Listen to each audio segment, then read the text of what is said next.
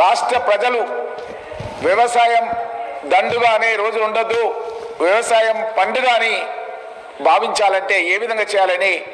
ఒక cabinet sub committee వేసి జిల్లాలకి నియోజకవర్గాలకు పంపించి అక్కడ ఉన్నటువంటి రైతులను, అక్కడ ఉన్నటువంటి ఎవరైతే స్టేక్ హోల్డర్స్ ఉంటారో అందరితో కూడా మాట్లాడి వాళ్ళతో అన్ని విషయాలు సేకరించి తొందరలోనే మనం గతంలో ఎన్నికల సమయంలో అయితే 6 గ్యారెంటీలో భాగంగా రైతు భరోసా ఎకరానికి 15,000 రూపాయలు సంవత్సరానికి ఇస్తామని చెప్పినామో దాన్ని ఖచ్చితంగా నెరవేరుస్తామన్న విషయాన్ని కూడా గర్వంగా చెప్తున్నా అధ్యక్ష. అదేవిధంగా అధ్యక్ష, చాలా ప్రాంతాల్లో అధ్యక్ష ఎక్కడ పేపర్లు అంటే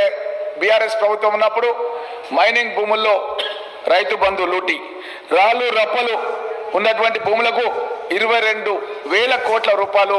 లూటీ చేసిరని చెప్పి, అదే